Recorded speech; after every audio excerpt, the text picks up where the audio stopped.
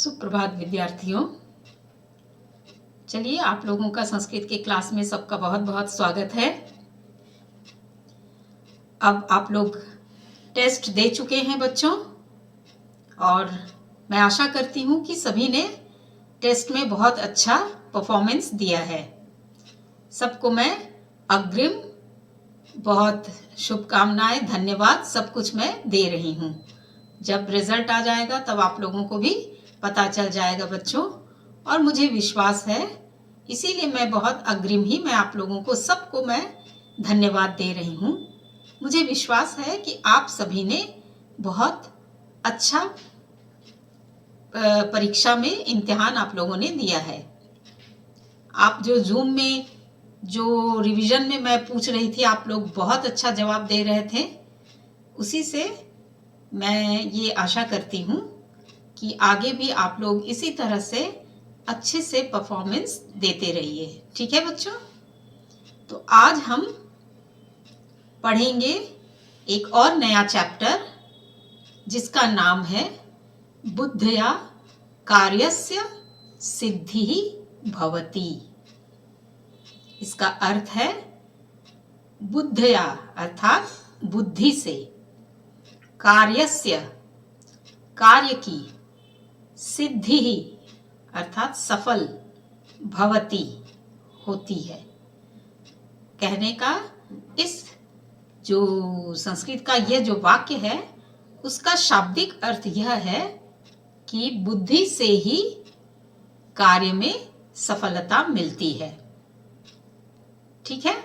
ये बहुत ही interesting chapter है, छोटा सा चैप्टर है और एक छोटी सी कहानी है, कथा है, परंतु इस कथा के माध्यम से हमें बहुत अच्छी सीख मिलती है कि केवल ताकत से ही काम नहीं होता है। किसी को धन का ताकत, किसी को बल, शारीरिक बल का ताकत, किसी को पावर, शक्ति का ताकत, सब कुछ होते हुए भी यदि बुद्धि नहीं है, तो अगर हम बुद्धि का प्रयोग नहीं करते हैं, अपने विवेक का प्रयोग नहीं करते हैं, तो हमें कार्यों में सफलता नहीं मिलती है।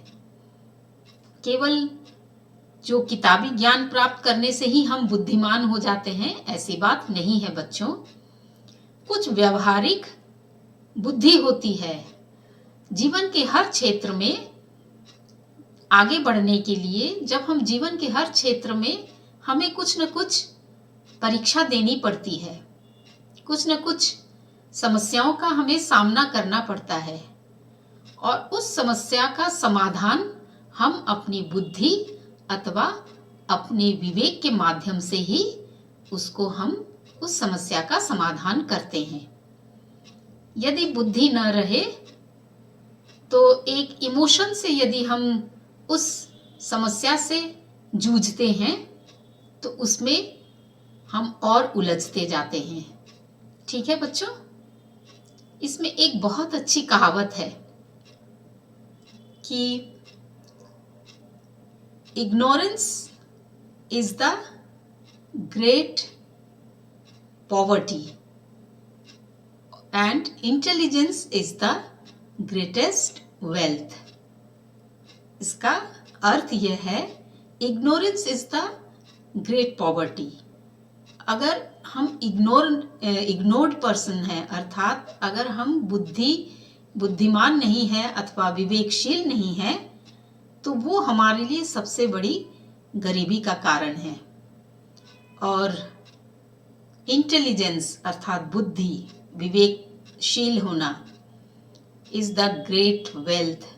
जो इंटेलिजेंट होते हैं, जो विवेकशील होते हैं, जो बुद्धिमान होते हैं, वो ही धनवान होते हैं।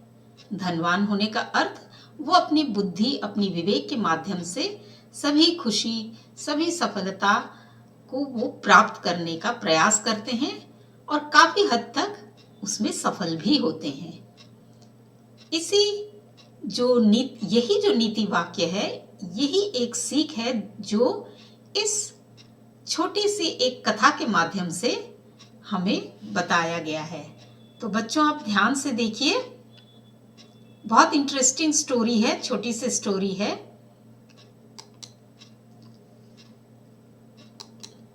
देखिए, इसमें है बुद्धया कार्यस्य सिद्धिः भवति। बुद्धि से कार्य की सिद्धि होती है, अर्थात कार्य में सफलता मिलती है। ये है इस कथा का शीर्षक।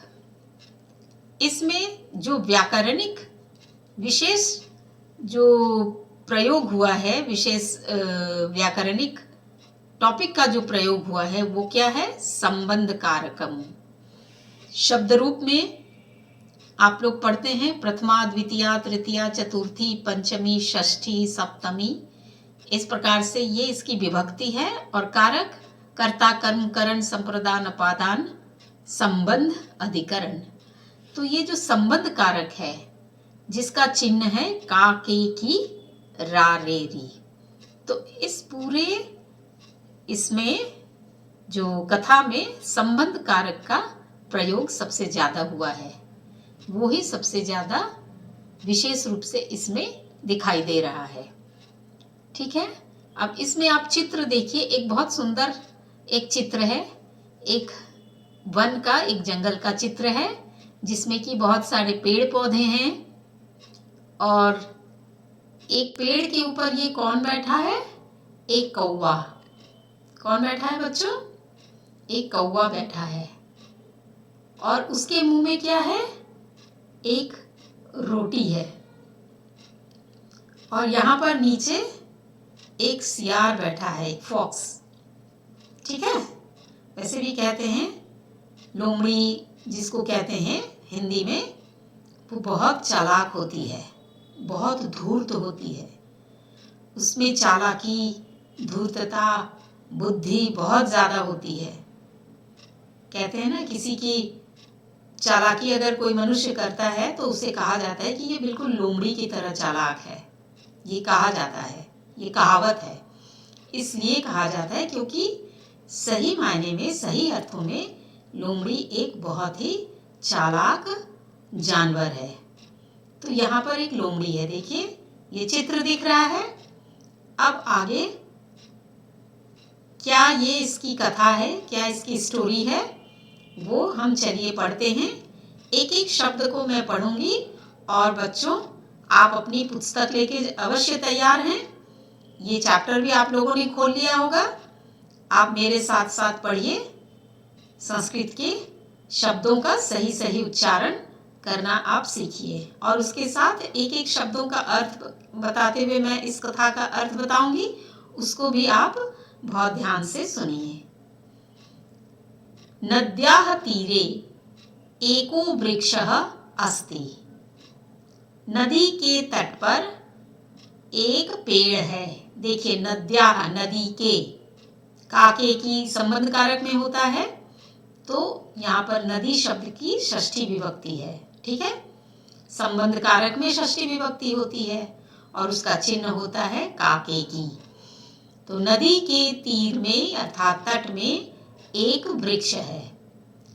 तस्य उपरि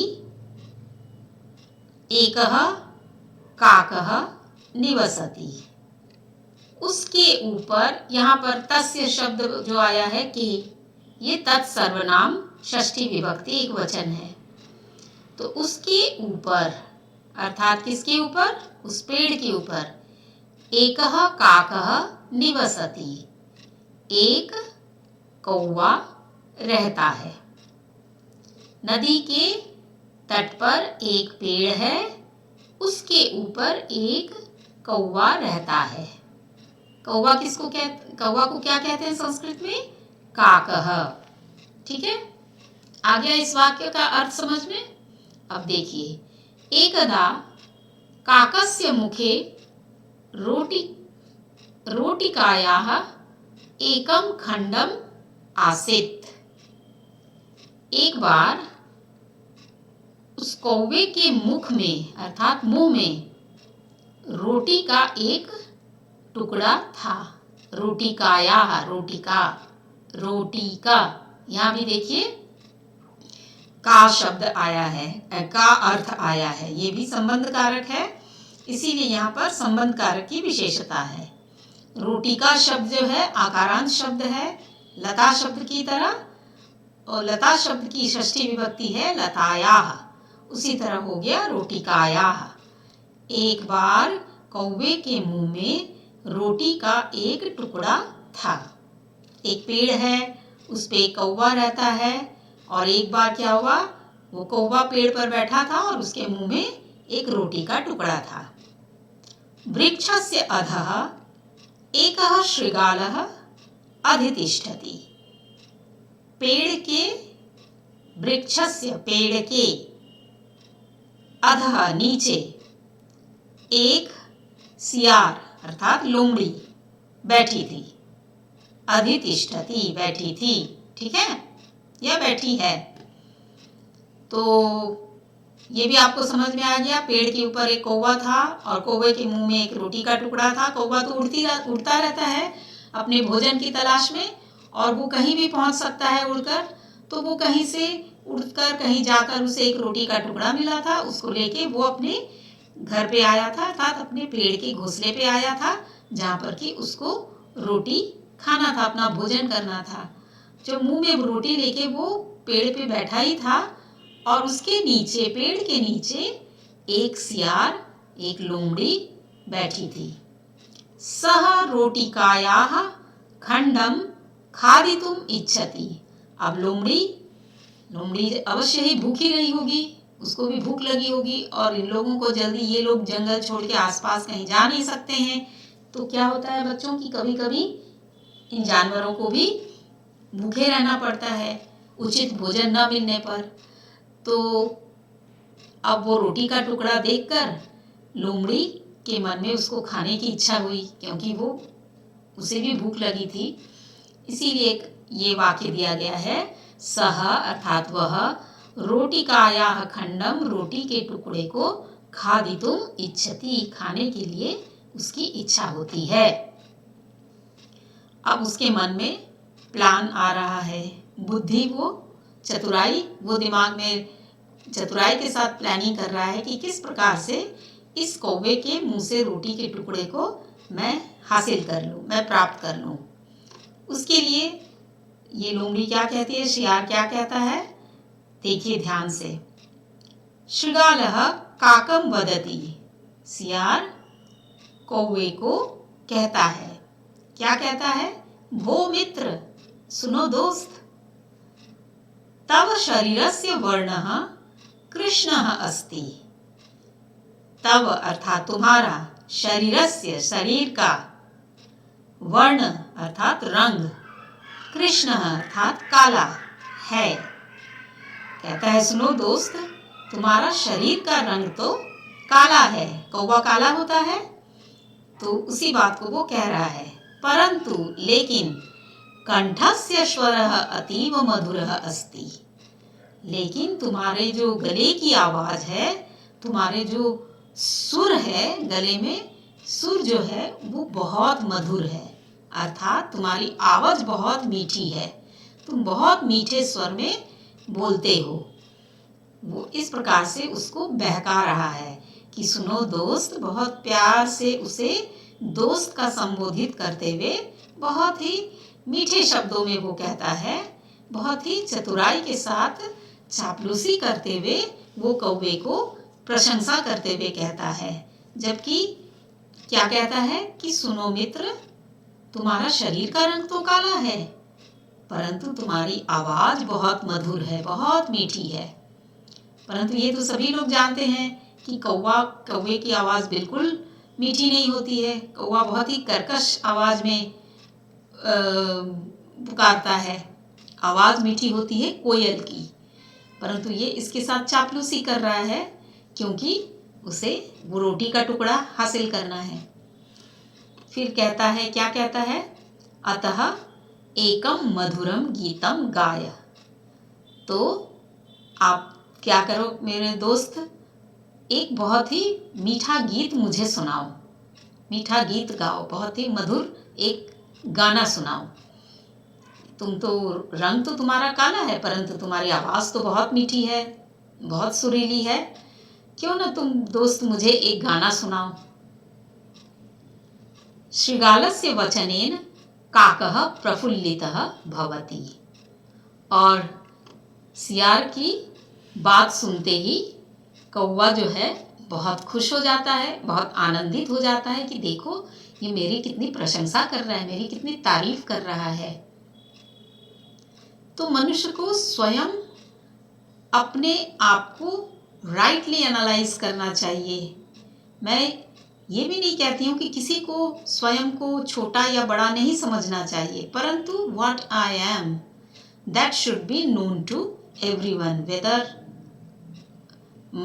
whatever the person is saying about my quality, whether I am having that quality or not।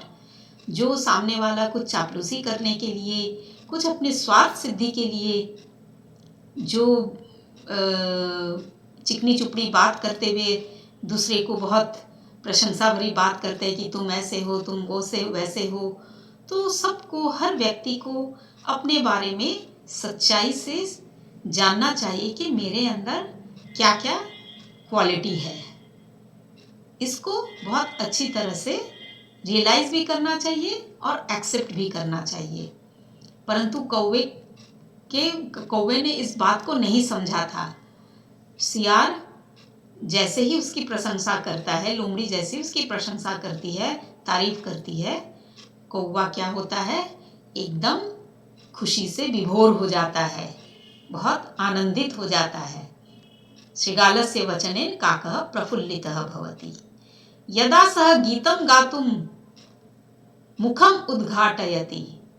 इतना ज़्यादा तारीफ सुन के वो इतना खुश हो जाता है कि वो ये सोचता भी नहीं है कि मैं बड़ी मेहनत करके अपने लिए भोजन जुटा कर लाया हूँ, जैसे ही मैं मुंह खोलूँगा ये भोजन गिर जाएगा।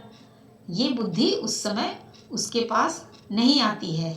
वो उसके झूठी तारीफ से बिल्कुल आनंदित हो जाता है, प्रफुल्लित हो जाता है, खुश हो जाता है और उसकी बात को मानकर वो क्या करता है, यदा अर्थात जब, सह गीतम गातुम, गीत गाने के लिए, मुखम उद्घाटयति, मुंह को खोलता है, तदा तस्य मुखस्य रोटिकायाः खंडम अधः पतति।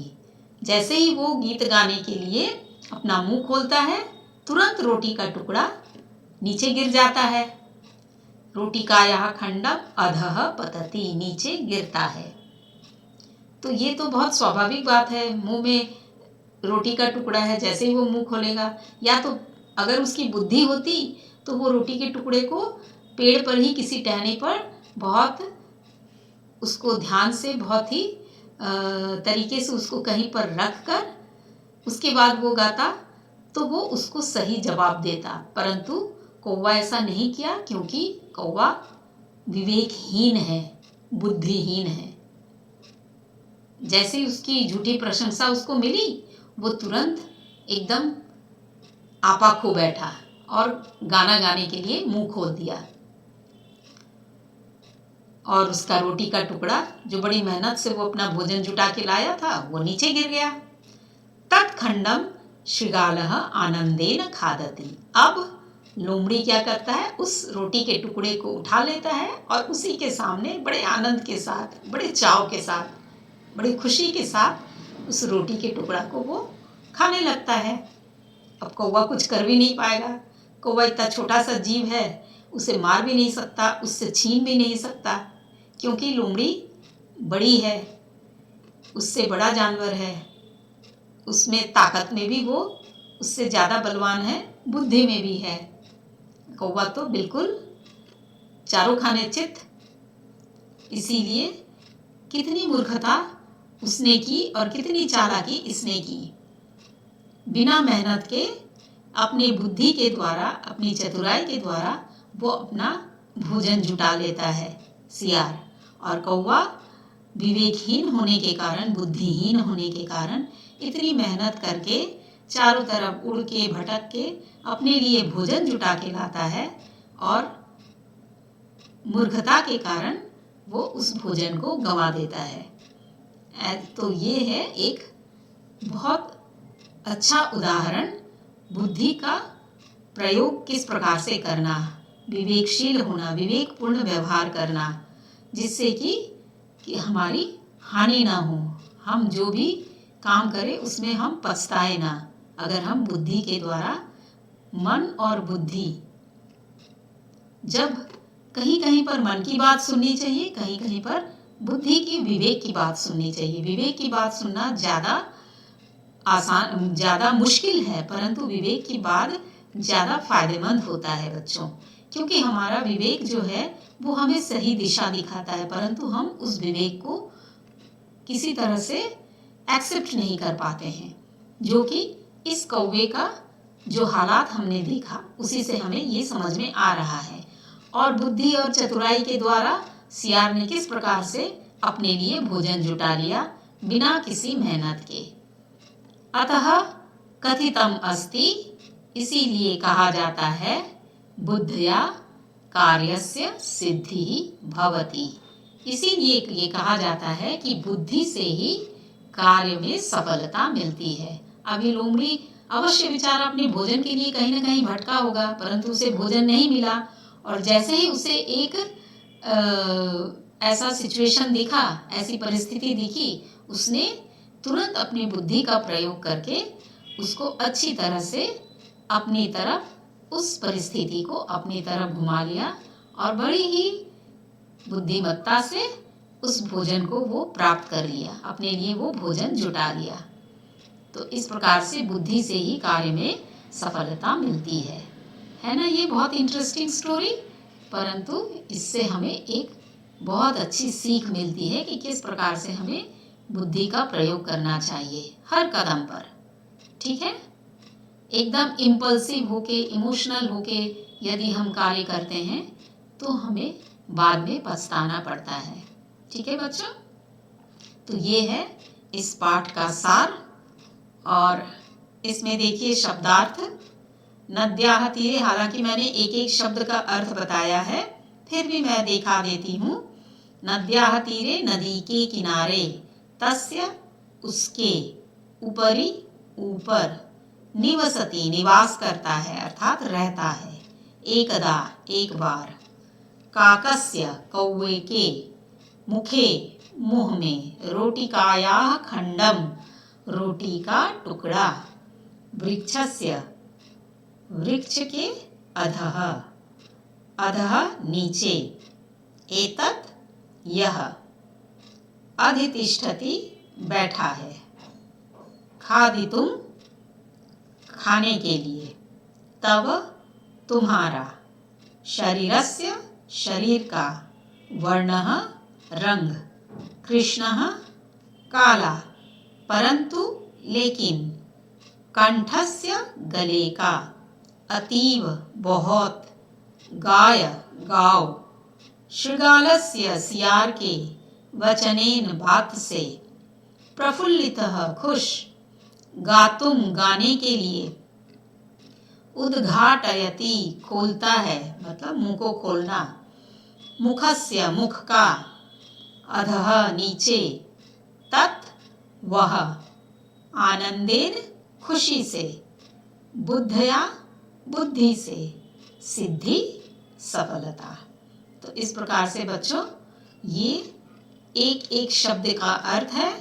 इसको आप दोबारा घर में अवश्य पाठ कीजिए। ठीक है, इसका वाचन अवश्य कीजिए और अपने आप दोबारा इसके अर्थ को समझने का प्रयास कीजिए। उसके बाद अगले कालांश में मैं इस पाठ से संबंधित जितने भी अभ्यास कार्य है, प्रश्न उत्तर है, वो सभी मैं आप लोगों को बता दूंगी। तब तक के लिए आप अवश्य इस पाठ का वाचन करके सभी अर्थों के, शब्दों के अर्थों को अच्छी तरह से समझ लीजिए। ठीक है बच्चों, तो आज का कालांश मैं यहीं समाप्त करती हूँ। फिर अगले कालांश में आप लोगों से ये अभ्यास कार्यों के साथ मुलाकात होगी। ठीक है, तब तक के लिए जय हिंद, जय भारत।